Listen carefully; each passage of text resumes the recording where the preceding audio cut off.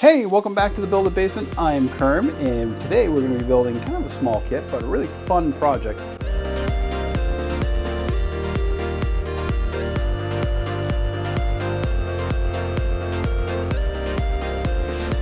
With that being said, this is the FRAKS kit. So basically it's a heat insert tool. It uses kinematics, so you make sure you get those in straight every single time. It's not complicated, not a lot of parts and pieces, but it's pretty fun. So if you're interested in that type of thing, watch the video, and if you want to build one, hopefully this helps. Enjoy.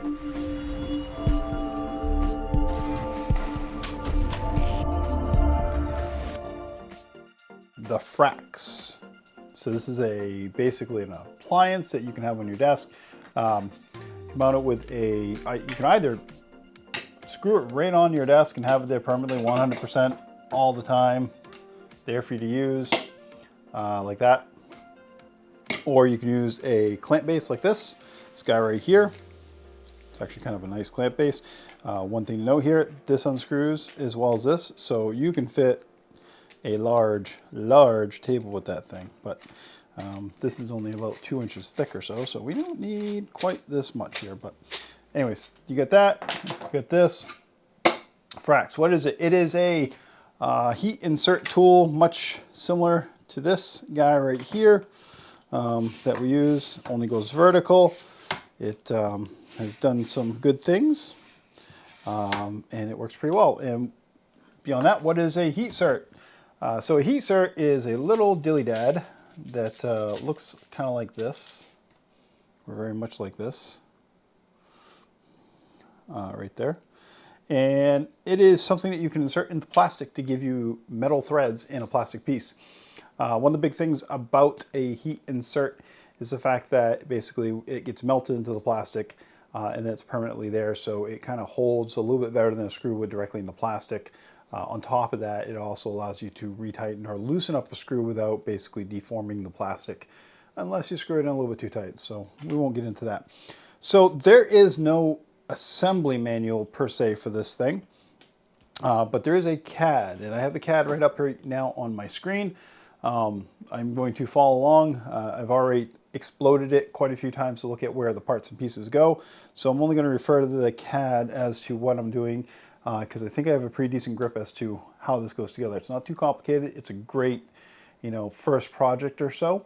Hoping that this video actually is informative enough that people can use it to assemble this and not need additional instructions. So without any further ado, let's get this thing together. All right, so we have these wee little extrusions, 4 of them.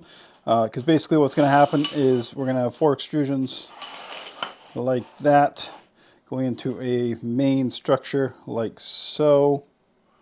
Yep, like so. And then a base down here and a base over here.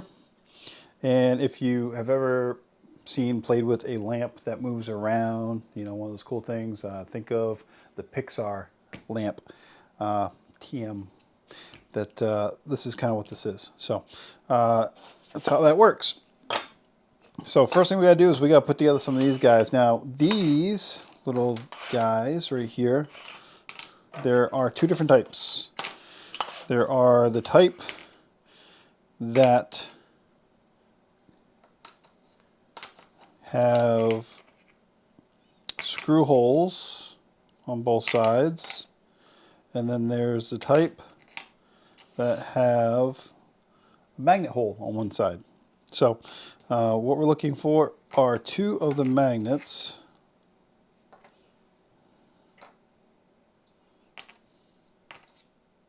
There and right there. It's always the last one, right? And the rest are all like this. Now the 2 magnet ones, if we go back to this little illustration, are going to wind up here and down here. So when we close this thing, they wind up hitting each other. So we know that. Let's start this thing up. So we're going to use some M3x8s in our first step. And what we're going to do for our first step is we're going to basically drop these down this centerpiece right here. And we're going to get the right tool. is going to be this. Yep. And we're going to screw these on. I'm going to screw that one on. That's a magnet one. Then we're going to do the other one. It's a magnet one as well. And your extrusions are the same all the way around. So the importance of putting these in a certain way doesn't really matter that much, other than the fact that we need 2 magnet ones and 2 that aren't magnet. So now that we know that, let's go ahead and put 2 non-magnet ones on here as well.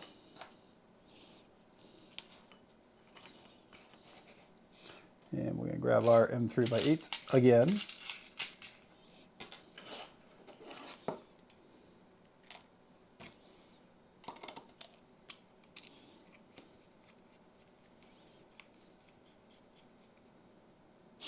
And you don't want to go too tight. Remember, you're basically working with a metal screw going into a metal part with plastic in between. So you're making a plastic sandwich, and as you probably can well guess, plastic is the weak part there. We're going to wind up needing 4 more of these here eventually. So I'm going to grab these out so we can get the other sides on.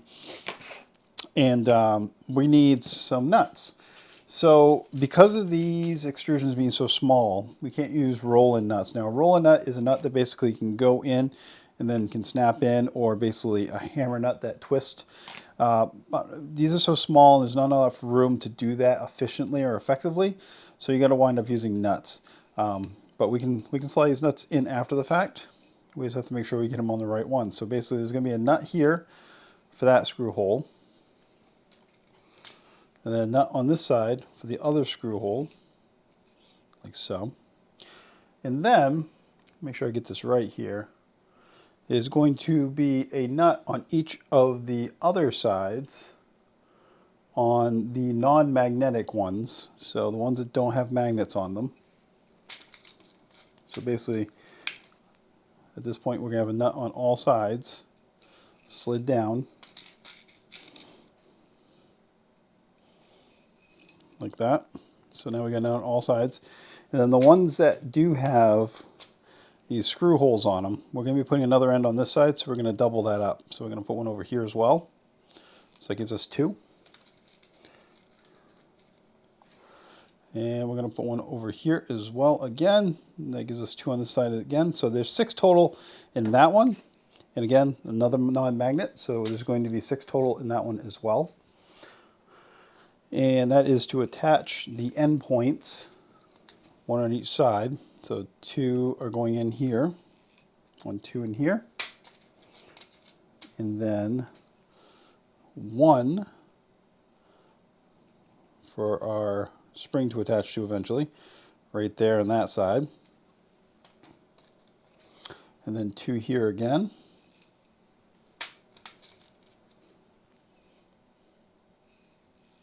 And then 1 right here.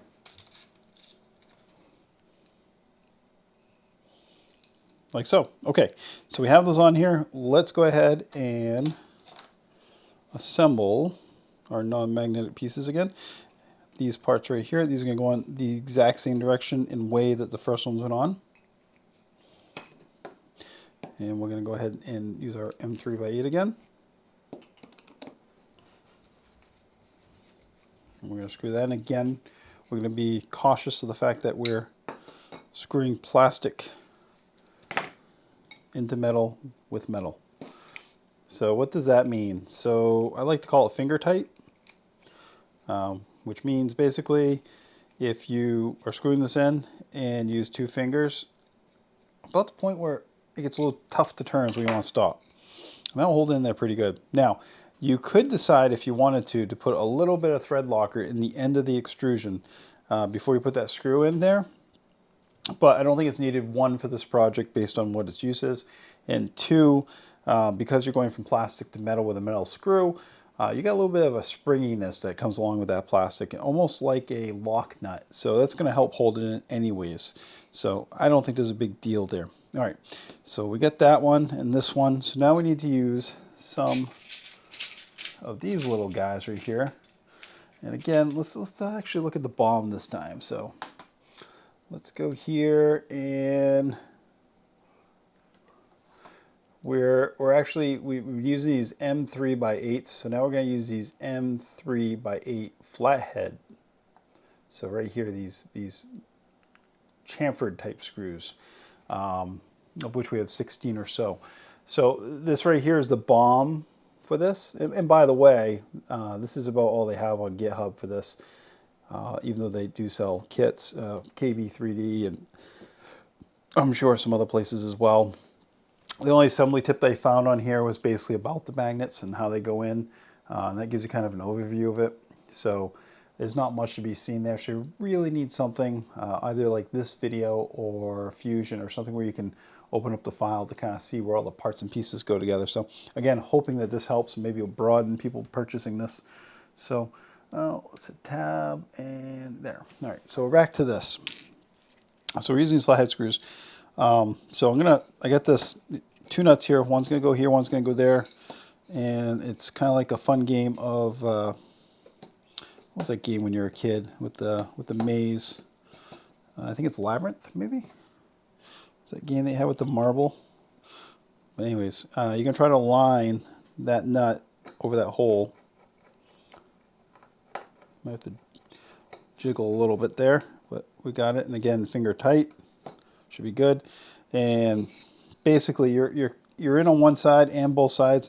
So these are pretty darn secure for what their purpose is here. So I don't think there's much of an issue with them coming out. I have a little bit of, unfortunately, a little bit of magnetism on my screwdriver. Give it a little tap on the end like that. Get that where I need it.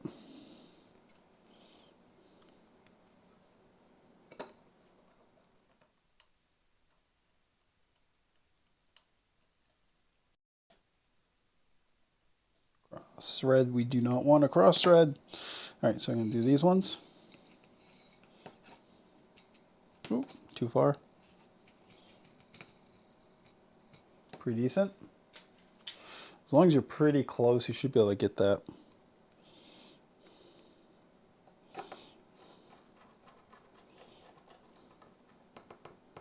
Okay, slide that one down.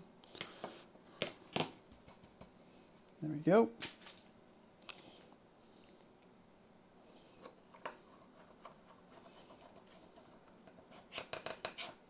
Boom, boom, boom.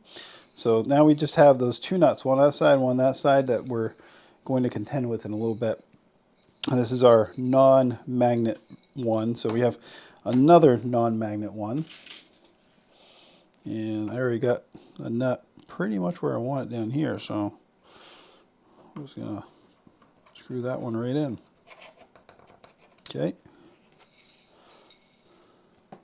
And then we'll do the same over here.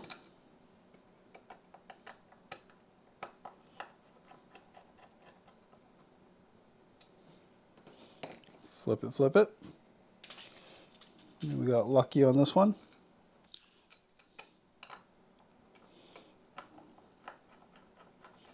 Very lucky.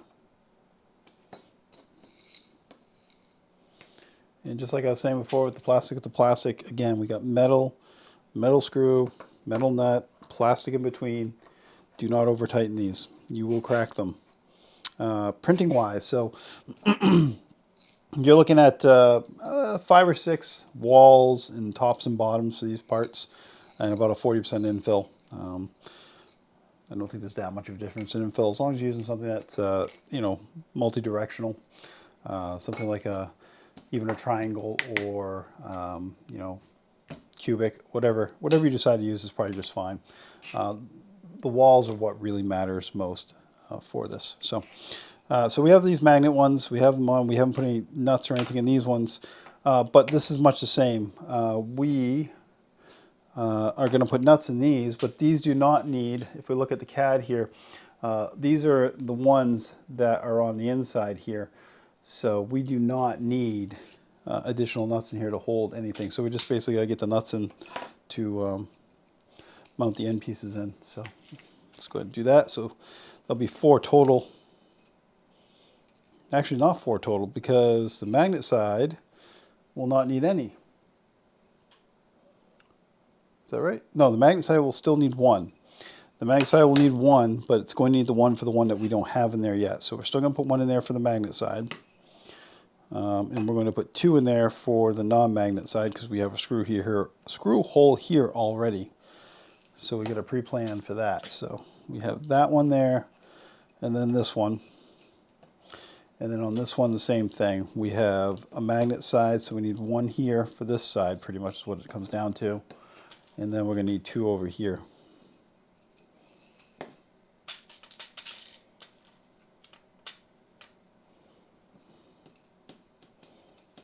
Like so. Okay.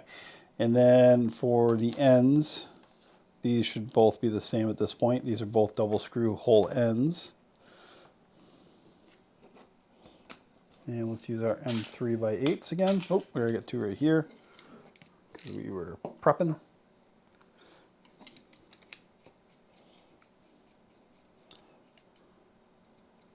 Put that one on, and then this one as well.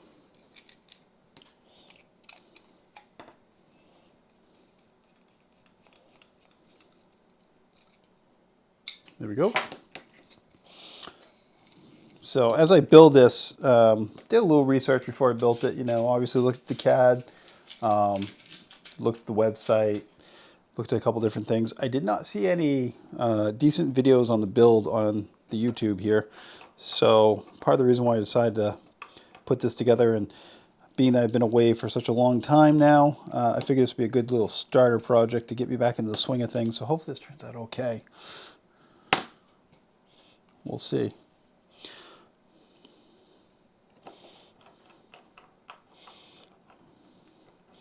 I don't think this was ever meant to be a big seller, simply because there's no, you know, real instruction for it.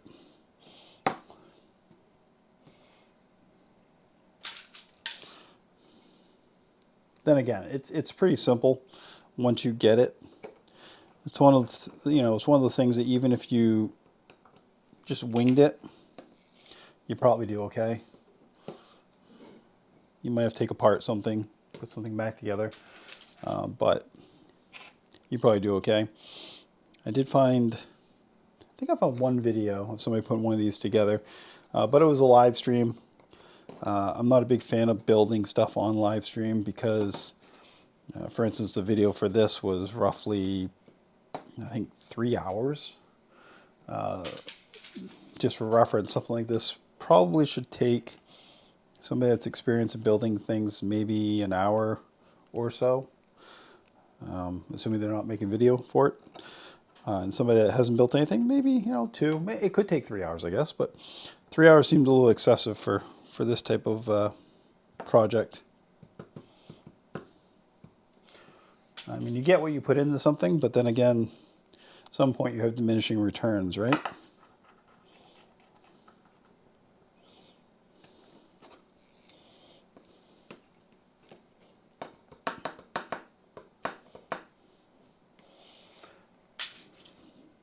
That being said, if you do like this type of video, if you did buy one of these or you're thinking about buying one of these, but didn't know where to start, go ahead and hit that like, subscribe, and ring that bell and all that good stuff. I don't ask for that stuff very often, but just mentioning it as we get back into the swing of thing here on YouTube. Okay, we have our arms built. That's so quick, I jump right through that. Got these arms built. We have our inner and our outer. And we want the magnetic ones here somewhere. Where are they? Oh, that's a magnet. That's a magnet. Okay, so magnet. So these two right here are our magnet guys. And that's so they can snap together when we put this back together like that. These two do not need that. Okay. These two, however, do need a nut on each side for a tension string that's going to go on both of these. Now, the one thing I don't have on this desk right now is super glue. Grab some super glue. I should grab a paper towel too because I'm going to make a mess. I am horrible with super glue.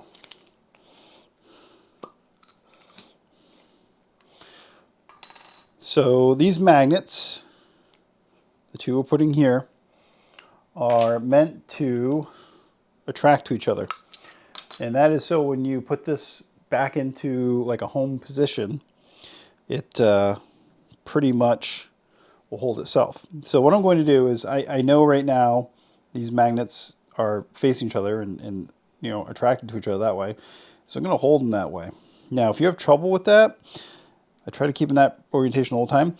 What you can do is put a little mark on them. So put a mark on the faces that you want to glue down or you don't want to glue down. Would do what you need to do. So I'm going to try to get a little dab of super glue in here. And I'm probably going to glue my finger down to this thing. Try not to, right? And I really do need a paper towel.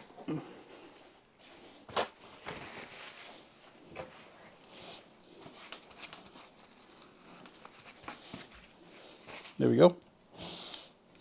Plastic wise, here I'm using ASA, but you could use ABS. I don't suggest use PLA.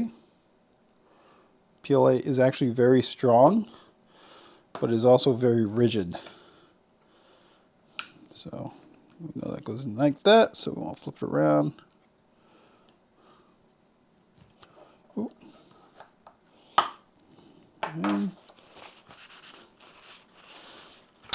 And rigid is not necessarily what we want in this particular case.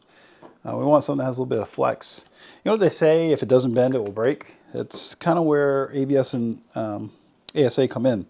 And that is true to function. They do bend a little bit.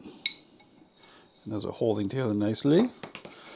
So they tend to be, quote unquote, stronger in that way. PLA, on the other hand, is more rigid than both of those plastics. Also not as good for temperature, and once we get to the part where we're actually mounting our iron, this nice guy right here, we're going to want to make sure we don't have anything that will really melt at low temperature on there. So, yeah. All right, so we have our arms all built. Next thing I want to do, and probably one of the most difficult parts of this whole shingamabob, is this top piece right here. Now, one thing we want to make notice of, or we want to make note of, I should say, is that on the drawing, there is a location for a top spring right here and a bottom spring down here. So we want to keep that orientation the same on our build. So this being the top and this being the bottom. Now, here's the chicken and the egg scenario with this. It's kind of fun. This does require some heat inserts on those two and these two back here. Not a big deal if you have a soldering iron. Put a tip on it that you don't really care about, or if you do care about it, you can clean up after the fact. But basically heat that soldering iron when you're doing this up to about 300 or so. If you're using ABS or ASA, if you're using PLA or something like that, probably around 200-ish. So 100 degrees less. What you want is basically that plastic to melt around the piece you put it into, but you don't want it to be so hot that it starts to char or burn that plastic. You want it to kind of melt around. You know, think of peanut butter, that type of thing. So I'm not going to actually melt these in right now. I'm going to put this together and then I'm going to put them in after the fact because we can do that. It's not a big deal. So we're just going to continue with the build. So these ones right here, the ones with the magnets, the one on the insides, are going to go in here, But before we do that, we need to get some washers. These washers are kind of held as a way to limit a little bit the friction. And this is probably what I would consider the hardest part of this. If your printing tolerances are really good, these should fit right in there and possibly even hold. Mine, unfortunately, aren't really holding. I mean, they fit right in, but they don't really hold. They kind of come out. I don't know if anybody is printing this and having them hold, but that's the tough part. Is putting it in like that and getting it to stay. So make sure we get everything we want. We use our M5 flat. And then we will screw that in. If your screw's not going in, you're probably hitting the washer. Once I get this into a point where I know it's catching my arm, I'll flip it over and just make sure I look in here. I'm going to look closely in there, in that hole. and make sure I don't see any shiny metal. Because if for some reason this screw catches the plastic on one side, before we lose parts over here, and catches the washer on the other side and basically uses it as a leverage point, you're going to wind up breaking stuff. There's no doubt. In this, we want to be relatively loose. And one of the reasons why they didn't put another on the other side is so it stays loose. It should wear a little bit. So it's a little bit tighter than I really want it right now, but it's okay. It will wear a little bit. And when it wears, it will be where we want it. When it wears, it will be where we want it. Okay, yeah. I did say that way. Okay, washer.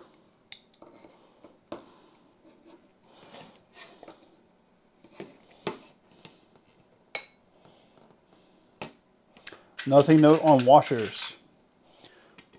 Washers tend to be stamped out, and they tend to have a beveled side and a flat side from that process, unlike a shim, which is usually cut, or should be cut.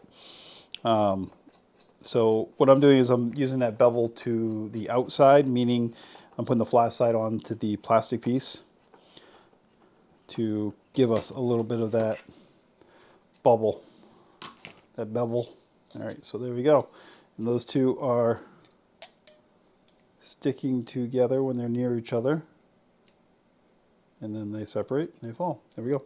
So again, those are our magnet ones. Keep an eye where those two things are and you should be good. I'm going to put these two in now. Okay.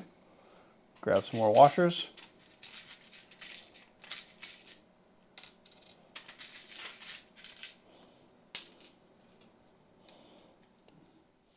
And that bevel thing I talked about. Okay, so just to show, and pardon my hands because now there's super glue on them. I don't know if it's going to show up on camera, but I'm going to show it anyways. One washer is beveled out and the other one is flat. This is the beveled out, this is the flat one. The flat is what I'm putting down, and the bevel is what I'm facing up.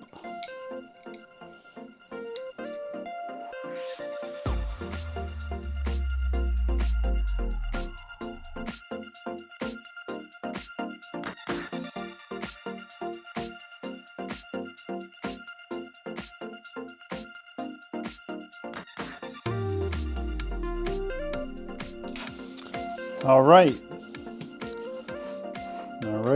there we go. So big thing is hole like that, rear piece, front piece. This is where the iron is going to mount eventually. This is cool. This is a, what do they call this? This is what they call, let's see, what do they call this? This is what they call a brass bushing, and it's on a long pin. So this is a brass bushing, but it's more than that because it's got what I believe to be graphite inlays into it for lubrication, because graphite is a pretty decent lubrication. So pretty neat to me, at least I think. And that's actually kind of cool. That's going to wind up being right there. And I'm keeping the bevel for that facing upwards, because this is what this is going to slide on when it moves around. This actually can go like that to go on here. I don't want to do it yet because it's going to be a press fit, but yeah, so then we have that, and then we also want to note that we still have our nuts. We have one here, so one on the outsides, and then on the back side as well. All right, so we have that. What do we have next? Well, we have the mount for our soldering iron. And this is kind of an interesting piece as well. This is printed with kind of a inlay or a weak spot, and that's for the purpose of making it bend. So when you insert the soldering iron, it's going to allow it to get the soldering iron there, and when you put the screws in, which again, in the plastic, it's going to clamp it a little bit. Not a lot, but just a little bit. This fits in like this and then stops. And I believe, yeah, either way. So this is how this is going to face.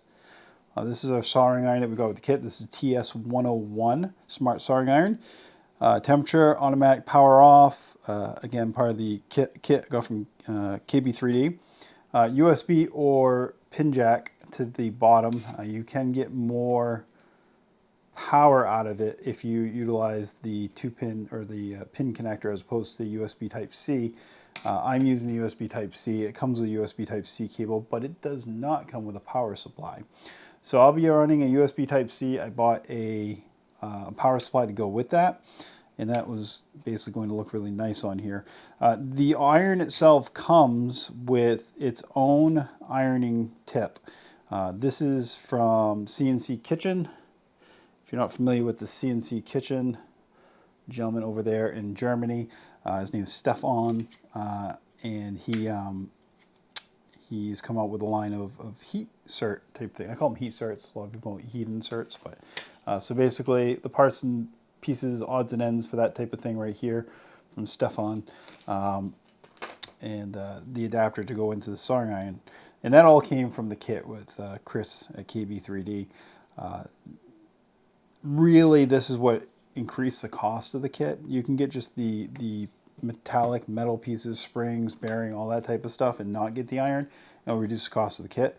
But if you want to build it and you want to make it easy on yourself, you can just get everything. I mean, other than the plastic pieces, which I don't know if somebody's printing those for you, but if you're making this kit, you probably should be able to print your own.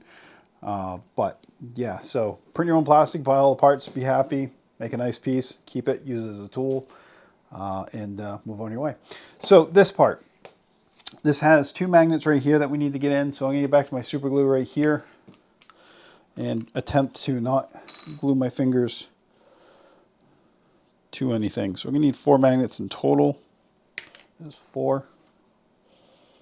Put the rest back in here.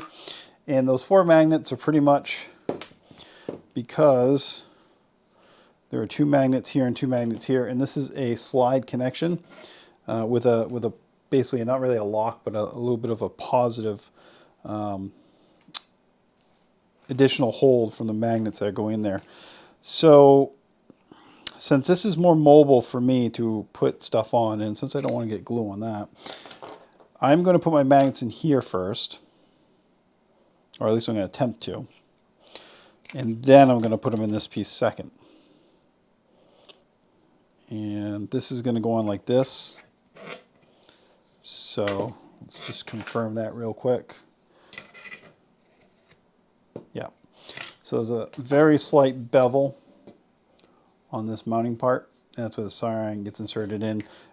This also, you can get this kit for other soldering irons. So you may not have, or you may not have purchased this particular one. So there are different mounts that you can use for this as well. FYI. So let's see if we can get a little bit of super glue in there. Oh. Yeah, come on. Really hate this bottle of super glue. I think what I'm going to do is stick that to that and push it in like so. Make sure it's in there good. And then I grab my paper towel.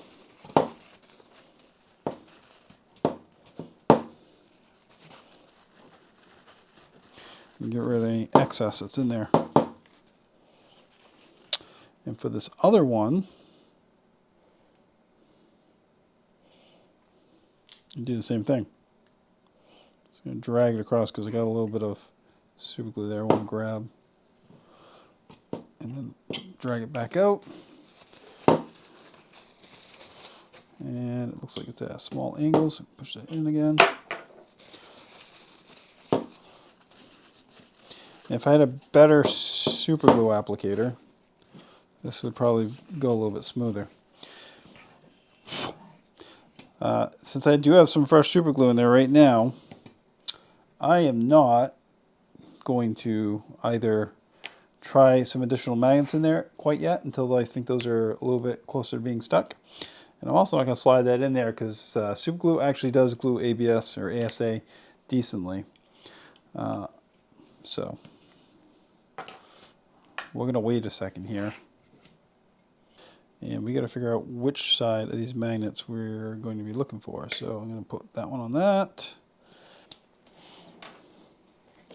So I'm going to put a little mark on that. Pull it out.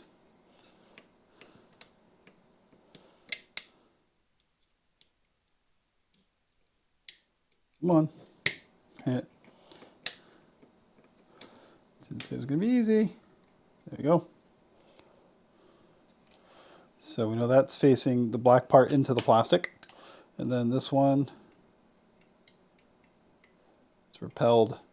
So it's going to go like that. I don't even need to check that one, but we're going to put a little black mark on this one too. Right here.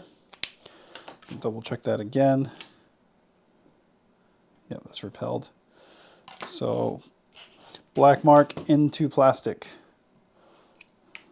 I'm going to tilt this up a little bit so.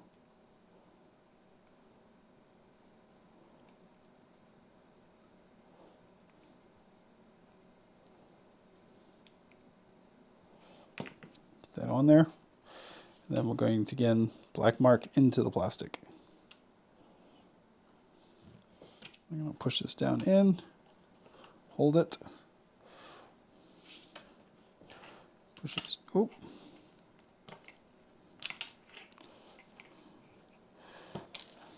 That's a whole nother problem, huh?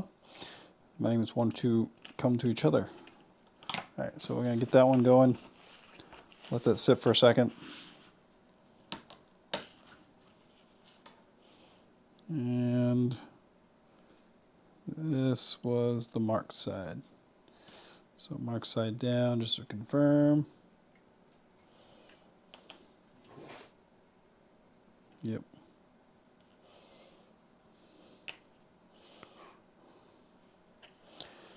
And I'm going to put that one in.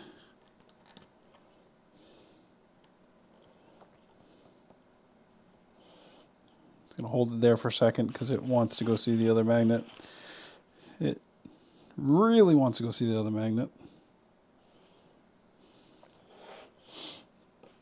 Now, one thing I could do, if you're not aware, is there is an activator, which is basically an alkaline solution. Usually smells a little bit like maybe cherries or strawberries, depending on how you smell things. If I spray a little bit of that on the magnet before I put it in there, it would pretty much instantly stick. This one just doesn't seem to be sticking very well. So I'm going to put a little bit more glue in there.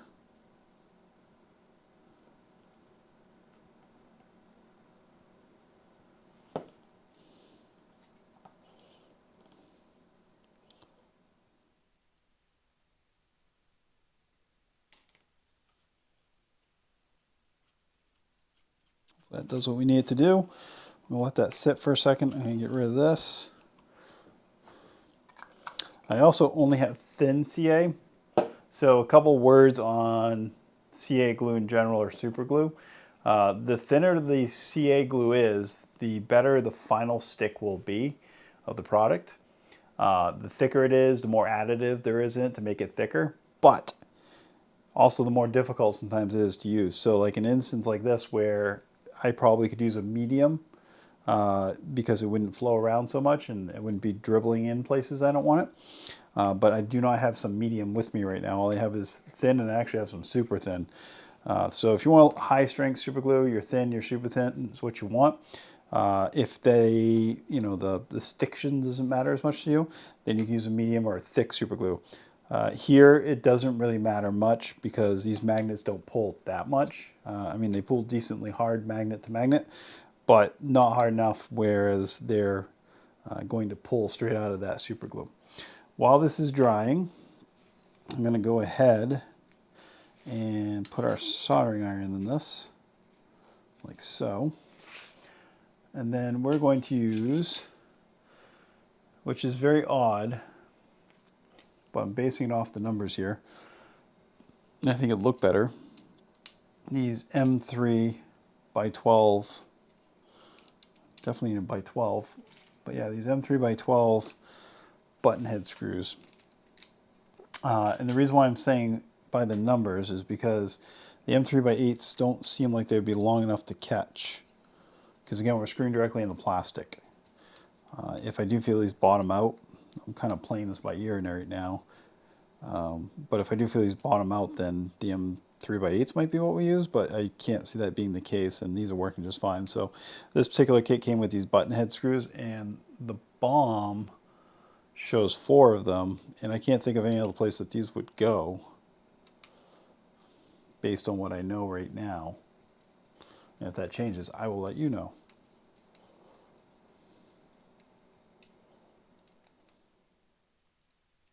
Again, you definitely don't want to tighten these up too much because metal into plastic is all you got here. If you do strip these out completely, meaning that they're completely loose, one quick trick you can do is put a little plastic in there. You can put a little plastic in there in the hole and then put your screw in and then snip it off. Or if you are a little bit more daring, you can heat up your screw a little bit, put a little plastic on your screw, put it in quickly and let it solidify in the hole. You could also put a little super glue on the screw if you want to. The biggest issue with those additional things is the fact that the screw will be permanently in there, and to get your soldering iron out, you're going to have to basically break this open. That being said, this part right here on a printer, probably just about any printer out around right now, 2025, you can probably print this piece off in under 10 minutes or so. So you should be good. And even if it took 20 minutes, you know, you can do it while you're doing something else. So I think these magnets are probably in there enough at this point. Doesn't smell too super gluey. So I'm gonna try it. Let's try it. Seems pretty good. Yeah, that holds pretty well. So basically it goes in like this, and that kind of holds it in place. All your pressure is going to be going upwards on this anyways as you come down, so there's not going to be a lot of strain on that. But it's pretty cool. All right, so we got the duckbill here, or the finger guard. I'm going to call it the duckbill though. So I'm going to take this back off real quick. And again, we got screws going in the plastic. I'm going to use some M3x8s on this. 10 of those. So what would the 10 be? The 10 would be, we'll use some M3x8s. We'll see, 1, 2, 3, 4, 5, 6, 7, 8, 9, 10. I think these are the proper for this. There's no instructions. We'll figure it out though. It's not too bad. Why isn't that fitting? Did I get too much super glue? Yeah, I think I got a little super glue on that thing.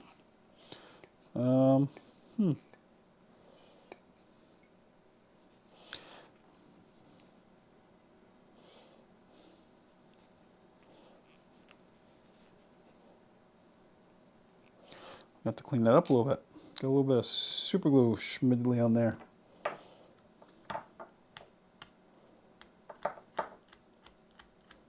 It's not too bad. There we go. Right off. All right, so I'll flip this up a little bit, make it easier for me, make it easy to see. And we're going to screw this in. And this is definitely less than finger tight. This is like if you could wrap one finger around it. Not even that hard. So you just want it snug. Okay. All right. And then we're going to put this on here like this. So we have that. And at this point, I guess, nope, I don't want to put it on there yet. We're going to do our heat certs. So I'm going to grab my Old Faithful. This is called, I think it's a Stealth.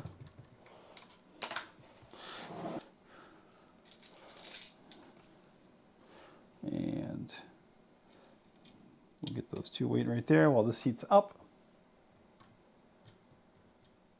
It is heating up. One more thing about heat inserts. is there are, if you get good heat inserts, they should look something like this. And there are there is a beveled edge. Yeah, we can see it good here. Let's zoom in on this right here. So there is a beveled edge. So if we're looking right here, there's a beveled edge right there on the bottom. That's the part that goes in to the plastic. And then non-beveled edge on the other side, which is the part that doesn't go into the plastic. So we want to make sure we put the proper end into the plastic. That's what that comes down to.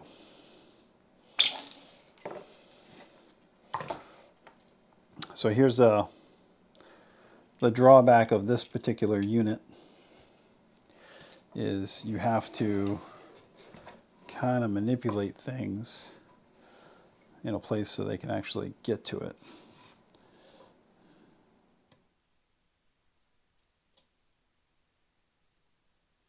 When you put a heat cert in, you want to be just below the surface of the plastic.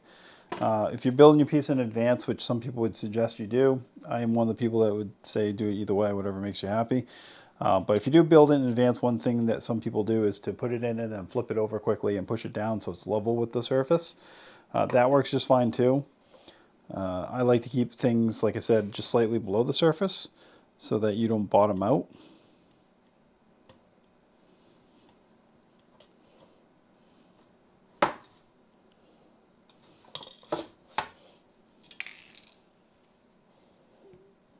That's a little warm.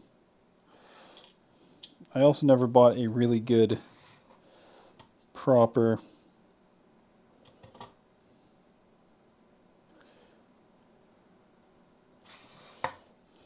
sleeve for that to go in, so it's a little tight on some of these sometimes, which can cause it to stick. Not great. All right, so one on each side here.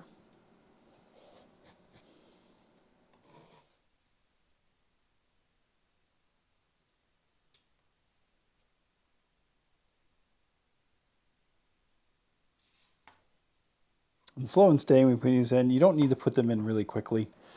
Like I said, you want the plastic to flow in and around the bevels on these. It's kind of the function.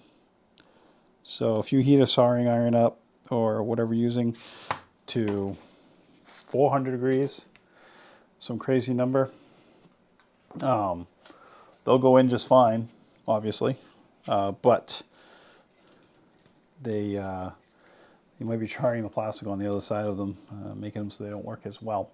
All right, let's go back to the CAD now. And basically, now we got to look at, it'll be on this side. We got to look at our springs and how this is going together. So, based on what I can see, we're using shorts at the top up here on both sides, and then longs down here on these to get to those. And I'm wondering,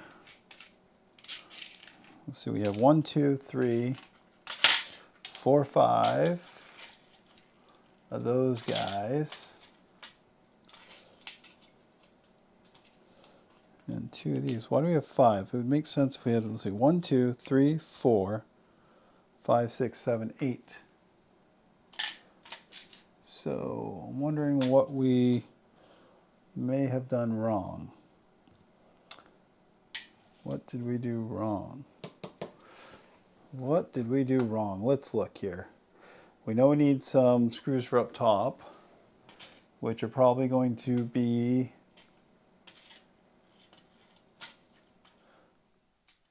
something else. We have 2 extra M5s here, which I have no idea where those are going to go. I guess they could go to screw this base onto something, but I don't think they do.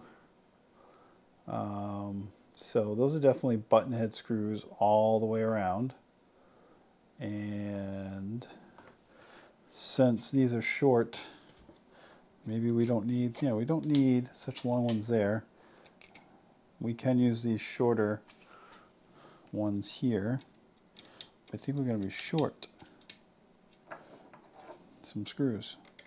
But let's get these in. I'm going to use the shorter button head screws on these. And I'll look at the bottom real quick and tell you what they are. Oh.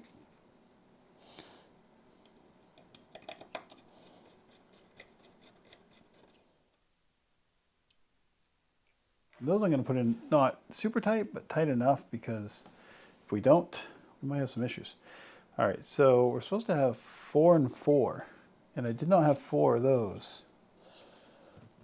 I definitely did not have 4 of those, unless I lost them, which is possible. I could have lost something, but I always keep spare screws.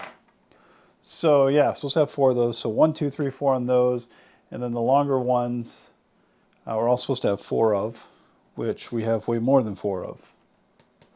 So I think we had a packaging mishap, but no problem. We'll figure it out. So the shorter ones are by 12 and these long ones are by 20. So it looks like you need 4 20s and 4 12s. And we have 5 20s and 2 12s. Grr.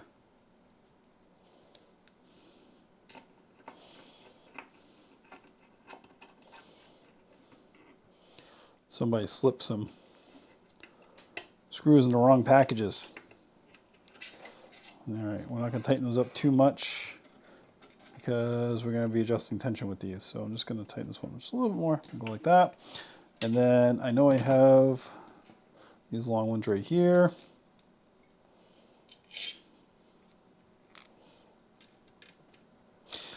All the parts that print for this, if you're new to the hobby, your hardest thing are probably these little risers.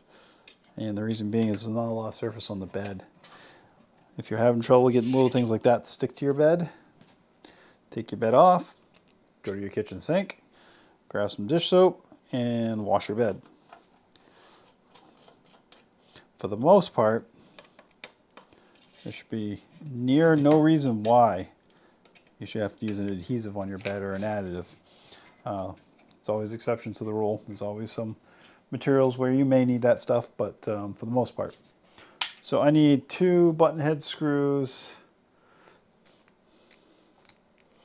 One thing to note when I'm installing these, they are a little groove cut in these. The groove faces upwards.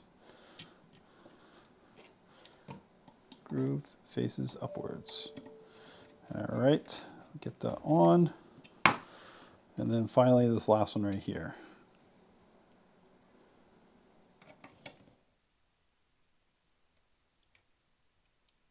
Awesome.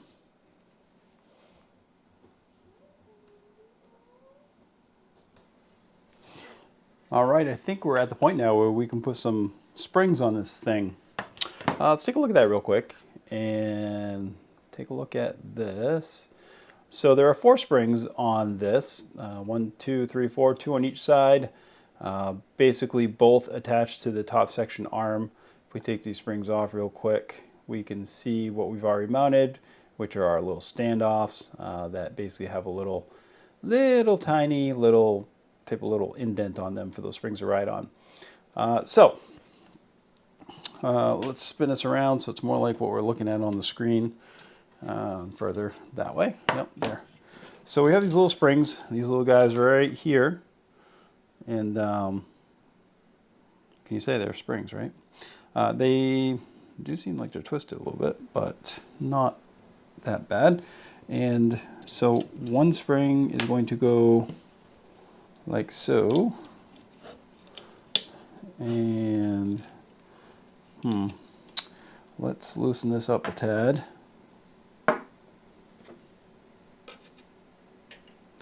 I think our spring-loaded spring would have been a little bit too much sprung. So let's put that right there. I'm just going to tighten that up a little bit. Yeah, that one's good. We'll tighten that one up a little bit. And the springs are all the same size from what I can tell. So pretty easy. And then this one's going to go on right here. And that one's got no tension on it right now. What if we're like that? Okay. Oh, interesting. Okay.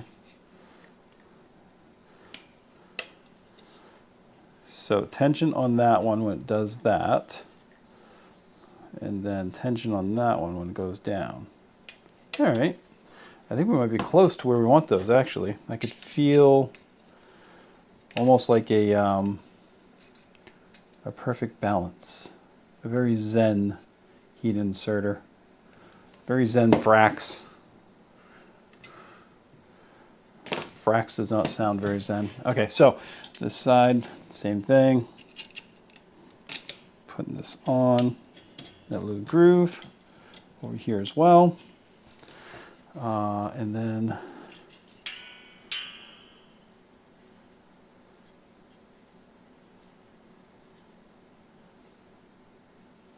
that'd be something if I got this first try. Huh. All right. That looks pretty decent. And I don't have a measuring tools with me right here, so I'm not going to measure them, but you know, roughly, let's see here, what can we say? This is, it's roughly about the same size as that, and that one's about double. I'd say double one of these. So, world's most horrible way of measuring things, but I could get calipers and measure it, but I don't think it's that much. So basically what I would do is I would install them basically a little bit more tension on these front ones than the rear ones, because when you extend this out, basically you want it to hold itself in place like so, but not so much that you can't do what you need to do with it. So there's that. All right, so at this point we have our super cool base with that, and if we take a look at that real quick, zoom back out, flip it around because, you know, why not? Sometimes it's easier just to reset. Let's see here, if we want to take this part away, so basically we're looking right now at what we have here, which is that part right here, that guy. And then we have a washer. Yep, and then we have the cylindrical bearing that's in there, which I think is super cool. But that's just me. Now, washer-wise, I don't have a washer. I didn't see a washer come with this. And it wasn't a printed washer, so I'm going to guess the washer's optional at this point. So we'll put that in there, put that back in here. This is going to get press fit into this. That sounded cool. And then we have this.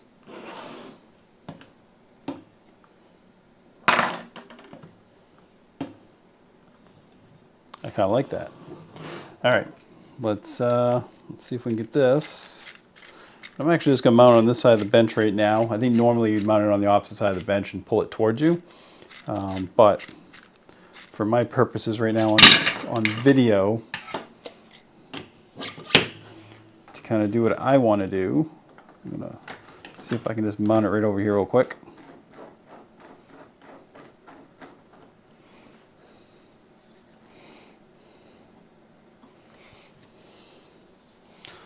Yeah, like that. Super cool. All right, so one of the last things we have is we have this top plate right here that goes on. And we got some M3x8s that look like they would be the right thing to put in there, but yeah, it's. I think somebody was sleeping at the wheel when they came to counting the actual screws they put in this kit. I'm sure that's all sorted out by now. Hopefully.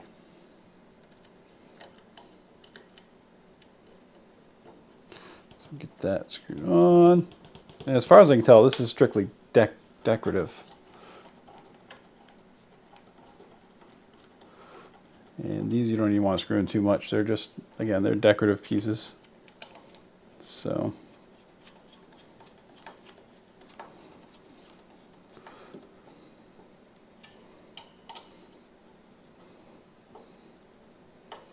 grab a couple more M3x8s.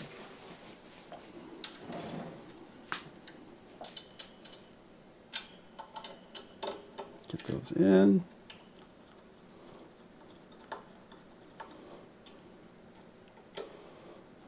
Again, these are minimally finger tight.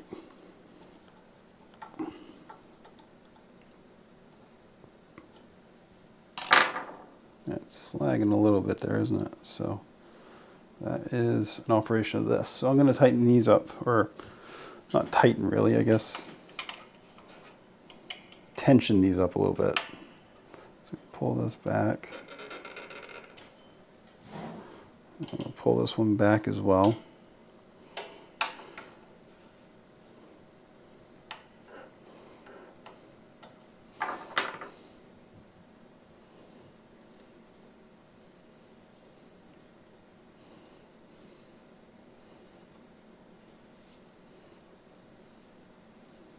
I don't know, I just think this thing's cool. All right, so then we gotta put our soldering iron on here, like that. Make sure our tension is still good for what we have. So if we were using this right now, marching along. And then I have my USB adapter.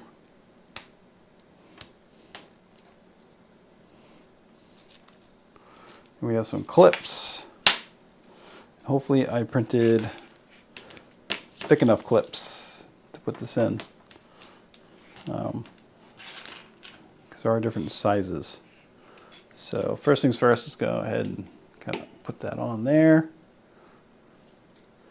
And put one in. Yep. Whew. First try. Another one up here.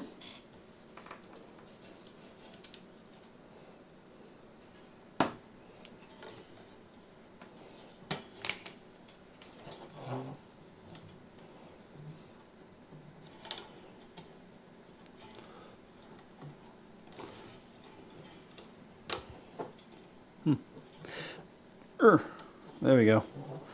That one didn't want to play like the other one did. All right, so there we go. And then finally, on the back side here, try to straighten out this cord a little bit.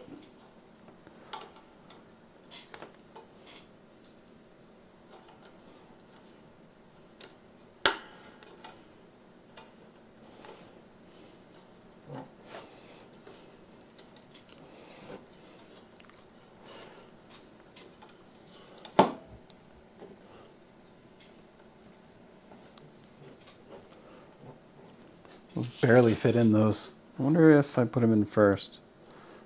That will... Nope, that doesn't make a difference. But I don't want to waste everybody's time watching me struggle with that, so basically just want to make sure you get the right ones for the cord you're using.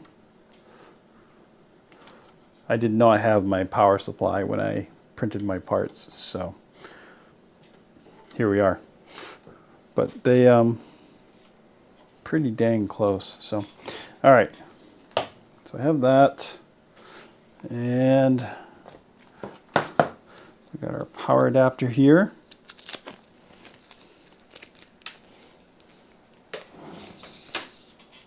Get this thing plugged in.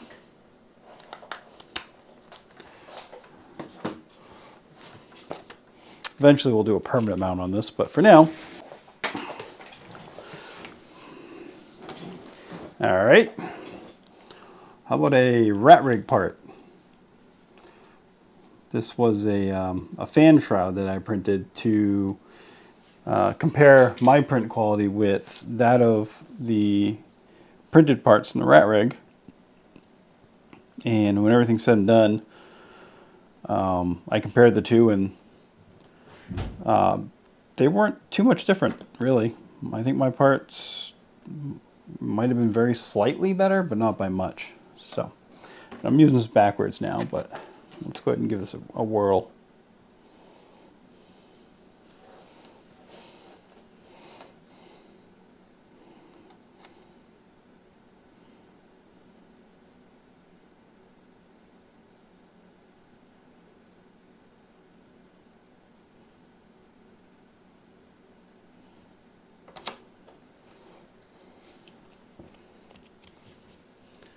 Not too bad. So anyways, that's it. Pretty cool little tool. You do have some Gridfinity parts you can put in here as well, with some additional magnets here in the base if you choose to. So you can put some different size heat inserts. You have your M3s, your M4s, your M5s. I rarely use anything other than M3, but you do that. You also have this little part right here. Slide that aside when we're not using it. These are additional tips. This is actually a tip holder. So you have one for an M8. Let's see here, what's that, about M6? Yep. M5. M4, M3, and M2. So you can put that on there as well if you choose to. That's it. That's the FRAKS. So we'll take one more quick look at the actual CAD here, which I really wish that they had more to give in terms of instruction manual. So if you don't have a method to view this, I suggest you go find one, or possibly this video is enough for you. I don't know, but basically your best bet is to go ahead and disassemble this thing, take a look at the parts and pieces, find out exactly where everything is, take it apart piece by piece if you need to, or just follow this video. Hopefully this video becomes something usable in terms of being a build manual that doesn't exist for this thing, which is a shame. Why is there no build video? I mean, it's not complicated, but still. I mean, build manual. Everything should have a build manual if you expect people to buy it and make it, right? So anyways, great kit. I like it. I plan on using it quite a bit when we build the rat rig, which is going to be coming up very soon. So that's it. Thank you. See you later.